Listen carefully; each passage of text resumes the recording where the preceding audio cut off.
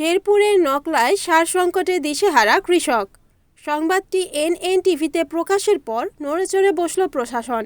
শেরপুরের নকলায় সার সংকট মনিটরিংয়ের অভাবে কৃষক দিশেহারা, অতিরিক্ত দামে বিক্রি, এই সংক্রান্ত একটি খবর এনএনটিভিতে প্রকাশ হয়েছে। এরই প্রেক্ষিতে উপজেলা সার ও বীজ মনিটরিং সভা জরুরি ভিত্তিতে উপজেলা হলরুমে 4 ফেব্রুয়ারি বিকেলে অনুষ্ঠিত হয়েছে। এ সময় ডিলার কমিটির সদস্য, বিভিন্ন দপ্তরের প্রধানগণ, ইউপি চেয়ারম্যানরা অংশ নেন। নকলা উপজেলা নির্বাহী অফিসার জাহাঙ্গীর আলমের সভাপতিত্বে প্রধান অতিথি ছিলেন নকলা নলিতাবাড়ীর এমপি ইঞ্জিনিয়ার ফাহিম চৌধুরী।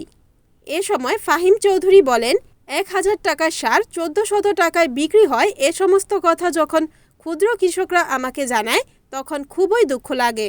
কারণ কৃষকরা তো গরিব, অনেকে বর্গা চাষি।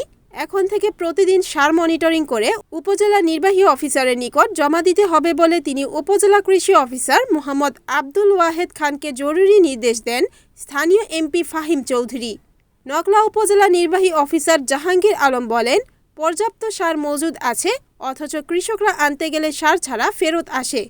এতেই বোঝা যায় ডিলাররা অধিক দামে বিক্রির আশায় কৃষকদের সাথে প্রতারণা করেন। রিপোর্ট ইউসুফ আলী মণ্ডল, এনএনটিভি, শেরপুর।